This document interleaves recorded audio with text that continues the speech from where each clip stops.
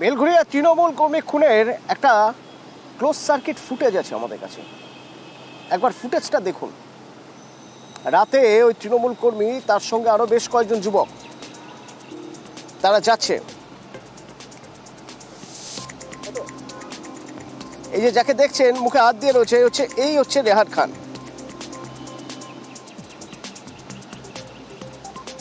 এই ক্যামেরার ফুটেজ, এই ফুটেজের পর সকালে দেখা গেল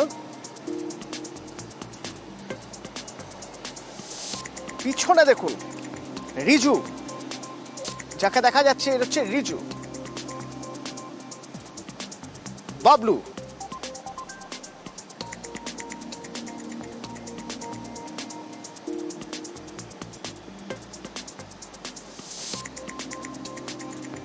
যাকে বাবলু বলে চিহ্নিত করা যাচ্ছে, কিছুক্ষণ পরেই দেখা যাচ্ছে দেখুন ছুটে বেরিয়ে যাচ্ছে।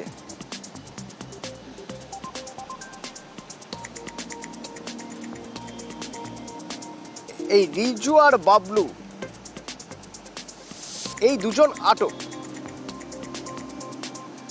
সুবীর রয়েছে আমার সঙ্গে, সুবীরের সঙ্গে একবার কথা বলবো। সুবীর, এই যে দুজন এরা কারা, এদের কি পরিচয়? যাদের দেখা যাচ্ছে রোহনের সঙ্গে সেদিন রাতে যাচ্ছিল, তাদের মধ্যে একজন ছুটে পালিয়ে গেল, এরা কারা? দেখো, এই যে দুজন, অর্থাৎ একদম রেহান খান যে হেঁটে যাচ্ছে, তার পেছনে যেই যুবক যাচ্ছে তার নাম হচ্ছে মৃত্যুঞ্জয় চক্রবর্তী, তার ডাকনাম রিজু বলে এলাকায় পরিচিত, এবং তার ঠিক পেছনেই দেখা যাচ্ছে নীল রঙের শার্ট পরা, তার নাম হচ্ছে বাবলু। এবং এরাই কিন্তু দেখা যাচ্ছে যে প্রথমে রেহান যাচ্ছে, রেহানের পেছনে পেছনে কিন্তু এরা যাচ্ছে, এবং যাওয়ার পরে ঠিক 15 মিনিট পরে কিন্তু এরা দেখা গেল দৌড়ে পালিয়ে যাচ্ছে। এবং সবার আগে এই যে মৃত্যুঞ্জয় চক্রবর্তী, যার ডাকনাম রিজু, সেই কিন্তু তাকে দেখা যাচ্ছে সিসিটিভি ফুটেজে পালিয়ে চলে যাচ্ছে। এবং এই জায়গা থেকে ইতিমধ্যেই বেলঘরিয়া থানার পুলিশ যার নাম উঠে আসছে সুশান্ত দাস, সেই সুশান্ত দাসকে কিন্তু জিজ্ঞাসাবাদের জন্য এই মুহূর্তে বেলঘরিয়া থানা পুলিশ আটক করেছে। পাশাপাশি এই যে মৃত্যুঞ্জয় চক্রবর্তী, যে ডাকনাম রিজু, তাকেও কিন্তু বেলঘরিয়া থানা পুলিশ আটক করেছে জিজ্ঞাসাবাদের জন্য। এবং এই যে সুশান্ত দাস, এর সাথে কিন্তু দীর্ঘদিন ধরে রেহানের মৃত্যুঞ্জয় দাস থেকে আমি একবার একটু স্পষ্ট হতে চাইবো সুবীর, এই দুজনকে দেখা যাচ্ছে এখানে দুজন, তাদের মধ্যে একজন রিজু ওরফে মৃত্যুঞ্জয়, আরেকজন বাবলু। এদের মধ্যে মৃত্যুঞ্জয় আটক, আরেকজন কে আটক? দেখো, সুশান্ত দাস নামে আরেকজন এই ঘটনার সঙ্গে জড়িত বলে জানা যাচ্ছে, এবং তাকেও কিন্তু ইতিমধ্যে বেলঘরিয়া থানার পুলিশ তাকে কিন্তু আটক করেছে জিজ্ঞাসাবাদের জন্য, এবং তাদেরকে বেলঘরিয়া থানায় জিজ্ঞাসাবাদ করা হচ্ছে।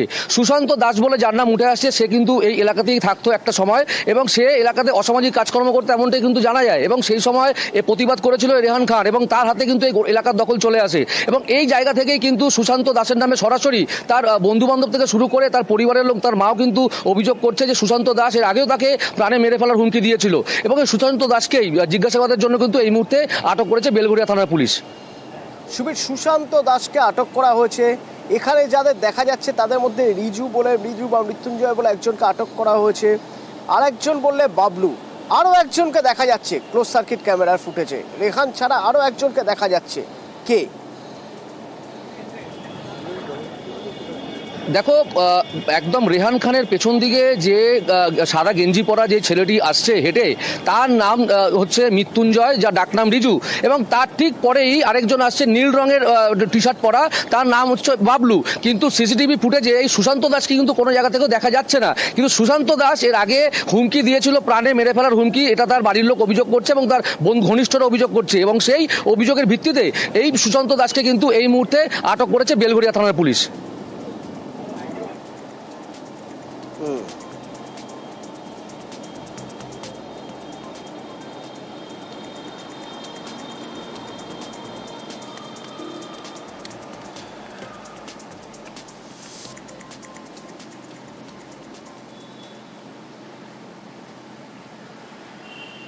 শিলিগুড়ির খবর, এমন এক ঘটনা বলছে যে পড়ুয়াকে ধর্ষণ করে খুন করা হয়েছে। কোথায় না, মূল অভিযুক্ত যে বন্ধু, সেই বন্ধুর বাড়িতেই। কি হয়েছিল এখনো পর্যন্ত তদন্তে পুলিশ কি জানতে পারছে? পার্থপ্রতিম রয়েছে আমার সঙ্গে। পার্থপ্রতিম, জঙ্গলে পাওয়া গিয়েছিল ছাত্রীর দেহ, এবং সেই খবর বন্ধু দিয়েছিল। এবার এই বন্ধু কিভাবে জড়িত, পুলিশের তদন্তে কিভাবে উঠে আসছে, কোথায়, কখন, কারা খুন করলো, খুনের মোটিভ কি?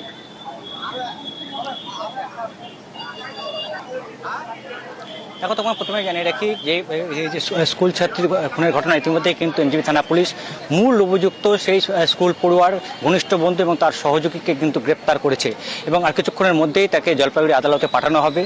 গতকাল নিজেকে বাঁচাতেই নিহত স্কুল ছাত্রীর যে ঘনিষ্ঠ বন্ধু সেই স্কুল ছাত্রীর পরিবারকে জানায় যে এক জঙ্গলের মধ্যে অচেতন অবস্থায় পড়েছিল স্কুল ছাত্রীর দেহ।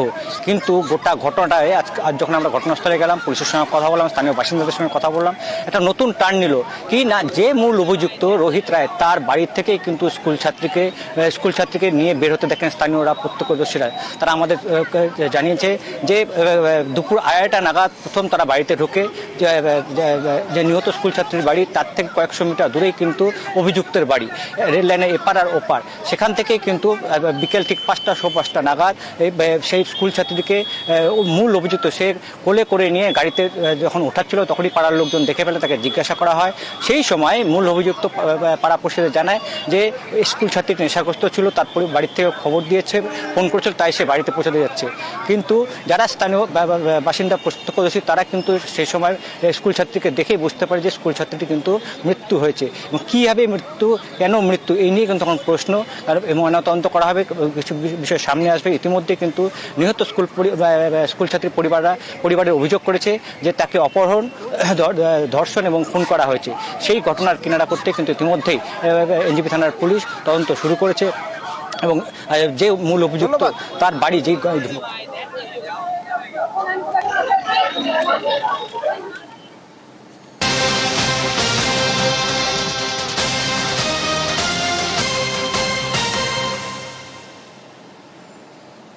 কলকাতা ঐতিহ্যবাহী যে কটি জায়গা রয়েছে তার মধ্যে একটি coffee house, Indian coffee house. যে কফি হাউসে ইতিমধ্যে হেরিটেজ বিল্ডিংয়ের তকমা পেয়েছে। যে বিল্ডিংয়ে কফি হাউস রয়েছে, কলেজ স্কোয়ার চত্বরে বা কলেজ স্ট্রিট চত্বরে গেলে একবার কফি হাউসে যাওয়া হবে না, বাঙালি বোধহয় ভাবতেই পারে না। বিশেষত প্রবাসী বাঙালি যারা অনেক দিন আগেই হয়তো কলকাতা ছেড়েছেন, এখনও নস্টালজিক। তো সেই হেরিটেজ বিল্ডিংয়ে যদি কেউ আঘাত দেওয়ার চেষ্টা করে কি হতে পারে? এলাকার মানুষ রীতিমতো রেগে গিয়েছে, এমনকি যারা বই বিক্রি করেন, হ্যাঁ, তারাও রীতিমতো রেগে গিয়েছেন। শুনুন একবার কি বলছেন তারা।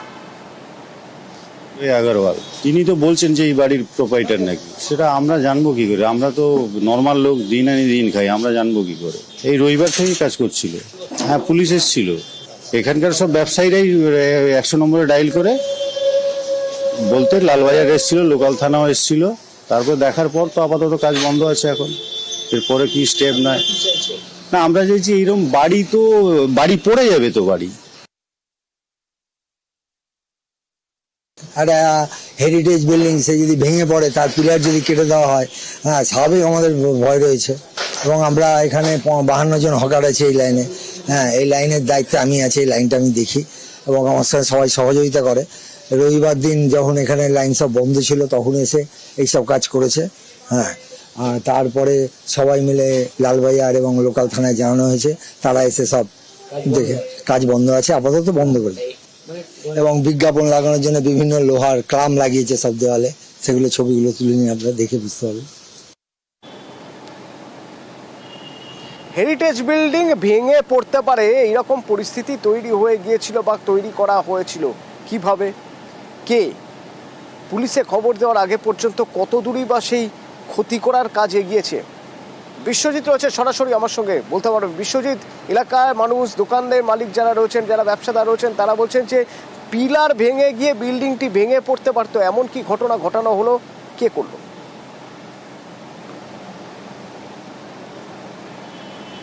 একদমই হেরিটেজ বিল্ডিং, আর সেই বিল্ডিং যে পিলারের ওপর রয়েছে সেই পিলারগুলোকে ফাটিয়ে, পিলারগুলোকে ক্ষতিগ্রস্ত করে সেখানে একেবারে শাটার দেওয়া হচ্ছে, লোহার শাটার তৈরি করা হচ্ছে এবং সেখানে আবার নতুন করে দোকান তৈরি করা হচ্ছে। অর্থাৎ যে পিলারের ওপর এই হেরিটেজ ভবনটি আছে, কফি হাউস, সেই ভবনটির নিচের দিকের অংশে কার্যত খুবলে নেওয়া হয়েছে। একদম বাংলা ভাষায় বললে যাকে বলা হয় খুবলে নেওয়া হয়েছে। আমরা ছবিতে একটি শাটার এর ভেতরে কি অবস্থা রয়েছে সেটি আমরা দেখিয়েছিলাম। কাজেই এই যে নিউজ 18 বাংলা দর্শকরা দেখছেন, দেখলেই বুঝতে পারবেন পারবেন যে শাটার তো ওপরে লাগানো হয়েছে, কিন্তু ভেতরটা কি অবস্থা রয়েছে, সেই পিলারগুলোকে কার্যত খুবলে একটু জায়গা করা হয়েছে এবং সেই জায়গাগুলোকে ভবিষ্যতে অন্য রকমভাবে এই দোকানগুলো ব্যবহার করা হবে। অর্থাৎ মুনাফা করার জন্য হেরিটেজকে ধ্বংস করা হচ্ছে। আর এই খবর পুরসভা জানতো না, পুলিশ জানতো না। 100 নম্বর ডায়াল করে স্থানীয় যাদের বক্তব্য আমরা শুনলাম তাদের মধ্যেই থেকেই 100 নম্বর ডায়াল করে খবর দেওয়া হয়েছিল। পুলিশ তৎপর হয়েছে, কাজ বন্ধ হয়েছে, কিন্তু যে এই ক্ষতিগ্রস্ত অর্থাৎ হেরিটেজকে ধ্বংস করার একটা প্রক্রিয়া শুরু করেছিলেন তার কি বিধান হবে, সেই দিকেই এখন তাকিয়ে আছেন যারা অভিযোগ করেছেন যে এই রকম ক্ষতিগ্রস্ত, এই রকম ভাবে একটা হেরিটেজকে ধ্বংস করার অভিযুক্ত যার বিরুদ্ধে অভিযোগ তিনি বা তার পরিবার, তারা কি অভিযোগ মেনে নিচ্ছেন? তার ছেলে কি বলছেন একবার শোনা যাক।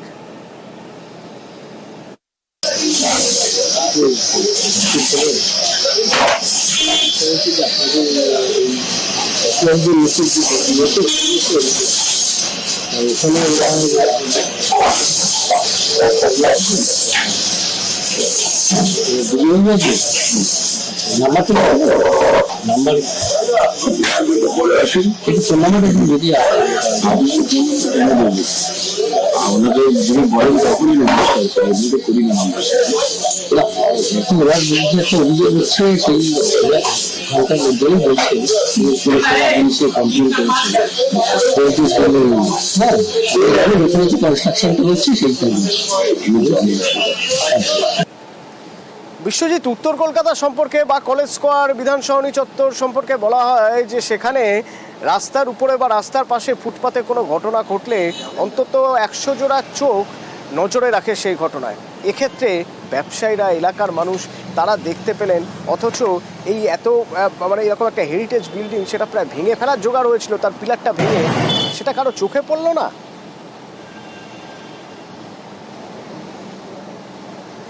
একদমই। আমরা মেয়র, কলকাতা পুরসভার মেয়র, যে পুরসভা এই হেরিটেজ গ্রেড 1, গ্রেড 2 এই ধরনের তকমা দেয়, সেখানে কফি হাউসের মতো ঐতিহ্যশালী যে ভবন তাকে গ্রেড 1 তকমা দিয়েছে। আমরা সেই ছবিও নিউজ 18 বাংলা দর্শকদের জন্য দেখাচ্ছি। সেই হেরিটেজ বোর্ড রয়েছে কফি হাউসের গায়ে, যেটা কলকাতা পুরসভা দিয়েছে। তাই হেরিটেজ বোর্ড লাগানো শুধু নয়, সেই হেরিটেজ ভবনকে রক্ষা করারও একটা দায়িত্ব এসে পড়ে কলকাতা পুরসভার উপর। আমরা কলকাতা পুরসভার মেয়র দিলে তো চলবে না, তার সঙ্গে দায়িত্ব নিতে হবে। স্থানীয় জনপ্রতিনিধি যিনি রয়েছেন তাকে দায়িত্ব নিতে হবে, নজরদারি চাই, ইন্টেলিজেন্স, গ্রাউন্ড লেভেলে ইন্টেলিজেন্স বাড়াতে হবে। বিভিন্ন জায়গা থেকে যেন তাদের কাছে খবর আসে যে এই ধরনের কাজ কোথাও হচ্ছে কিনা। যে কাজ রাতের অন্ধকারে রবিবারের বাজারে হঠাৎ করে হয়ে যাচ্ছিল, অর্থাৎ পিলারটা পুরোপুরি ভেঙে গেলে দেখা যেত কফি হাউসটাই পুরো ভেঙে পড়েছে।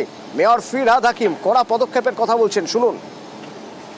হেরিটেজে হাত দেওয়ার অধিকার কারণ নেই, যদি করে পুলিশ আইনত ব্যবস্থা নেবে এবং খুব ড্রাস্টিক অ্যাকশন নেব। আপনার কাছে জানতে পারলাম, আমি ইমিডিয়েটলি কর্পোরেশনের লোক পাঠাচ্ছি।